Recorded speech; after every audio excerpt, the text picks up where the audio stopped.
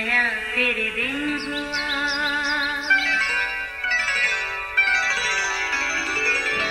नया फिर दिन हुआ, पुरानी रात का करे सो शुक्र हम खुदा की जात का, खुदा की जात का नया फिर दिन हुआ।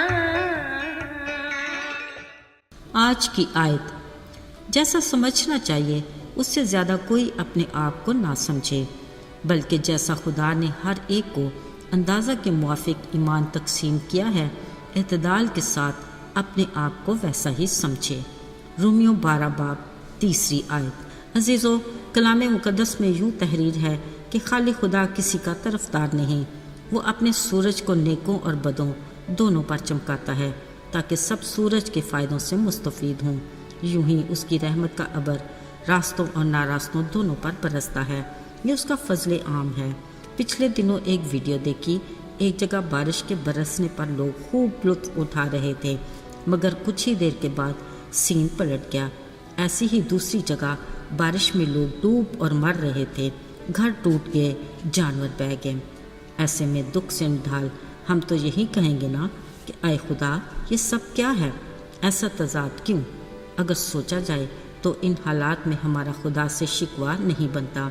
हाँ, खुदा का हम इंसानों से शिकवा करना ज़रूर बनता है। असल में तज़ाद तो हम इंसानों की फितरत में है। ये बात तो अटल है कि जब भी इंसान ने कुदरत से इनहराफ किया, हमेशा नुकसान उठाया, वरना कुदरत तो सब पर यकसां मेहरबान रही। ये बड़ा छोटा, ऊंच नीच, मैं कहाँ और तू कौन, ये सब इंसानी जहन की इख्तरा है जो हमारी मनफी सोच की अक्कासी करता है। अजीज़ों, इसमें अबहम नहीं कि खाली खुदा ने इंसान को एक ही मिट्टी से बनाया और हर एक में अपना दम फूंका, यानी हर किसी को अपनी सूरत और शबीह पर बनाया। मगर फितरत में तज़ाद की बुनियादी वजह गुनाह है, जिसने बहुत से बदी के एहसासात को जन्म दिया। यूँ हर कोई खुद को दूसरे से बेहतर समझने लगा। खल्क़ खुदा अपनी बनाई मखलूक को अच्छे से समझता था, इसलिए उसने अपने कलाम में फरमाया कि जैसा समझना चाहिए उससे ज़्यादा कोई अपने आप को ना समझे, बल्कि जैसा खुदा ने हर एक को अंदाज़ा के मुआफिक ईमान तकसीम किया है, इत्दाल के साथ अपने आप को वैसा ही समझे। बावजूद इसके इंसान में गुरूर और तकब्बर का अंसर जड़ पकड़ लेता है, जो हमारी जिस्मानी और रूहानी ज़िंदगी दोनों के लिए इंतहाई ख़तरनाक है, क्योंकि उसके बारे में खुदा ने कहा, ऊंची आंखों से मुझे नफ़रत ही नहीं बल्कि कराहियत है, और ये भी कि मैं खुद मगरूर का मुकाबला करता हूँ। ज़रा सोचिए, जिसके मुकाबले में खुदा खुद आ जाए उसका अंजाम होगा क्या?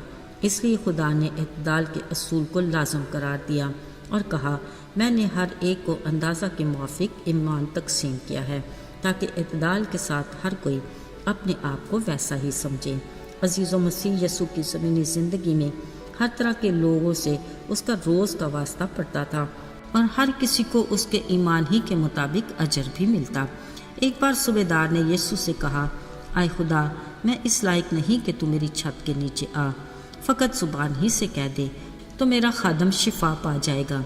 यीशु ने उससे कहा, जा, तेरे ईमान के मुताबिक हो, और उसी घड़ी उसके खादम ने शिफा पाई। 10 कोड़ियों ने यीशु से कहा, अगर तू चाहे हमें शिफा दे सकता है। यीशु ने कहा, जाओ, अपने ताई कायनों को दिखाओ। वो ईमान से चल पड़े और रास्ते में अपने ईमान के मुताबिक शिफा भी पा गए। फिर एक मफलूज जो अपने घर में पड़ा था, उसके दोस्त आए और उसे यीशु के पास ले गए। दोस्तों के ईमान के मुताबिक उसे शिफा मिली कि वो घर से चारपाई पर गया था, मगर वापसी पर खुद अपनी चारपाई उठाए अपने घर पलटा। एक दिन गलील की झील में कश्ती चलाते अचानक तेज़ आंधियाँ चलीं, गरज चमक से बारिश बरसने लगी और झील में ऐसा तूफान आया कि कश्ती डोलने लगी। शागिर्दों ने नीचे आराम करते यीशु को पुकारा और कहा, आए यीशु, तुझे मालूम नहीं हम तो डूब चले। उन्होंने कहा, आए कम इत्का दो, मैं कब तक तुम्हारे साथ रहूँगा। फिर हवा और तूफान को डांटा तो वो थम गए।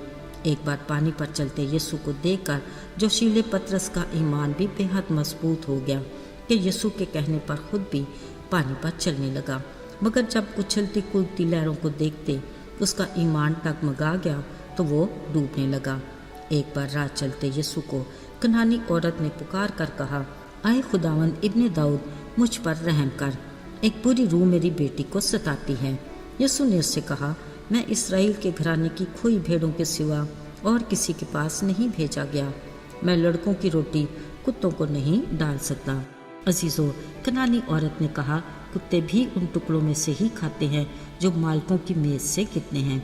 यीशु ने जवाब में कहा, आए औरत, तेरा ईमान बहुत बड़ा है, जैसा तू चाहती है तेरे लिए वैसा ही हो। याद रहे, खुदा के कलाम के मुताबिक उसी घड़ी उसकी बेटी ने शिफा पाई। मेरे अजीजों, वो औरत 14 बरस से एक खतरनाक बीमारी का शिकार थी। उसका ईमान था कि वो यीशु की पोशाक का फ़कत कोना ही छू लेगी तो शिफा पा जाएगी, और फिर ऐसा ही हुआ। भीड़ में चलते जैसे ही उसने यीशु की पोशाक को छुआ, उसी पल वो शिफा पा गई। उसी वक़्त यीशु ने मुड़ कर कहा, किसने मुझे छुआ, क्योंकि मुझसे कुव्वत निकली। जब वो डरती कांपती औरत यीशु के सामने आई, उन्होंने कहा, बेटी, तेरे ईमान ने तुझे अच्छा किया।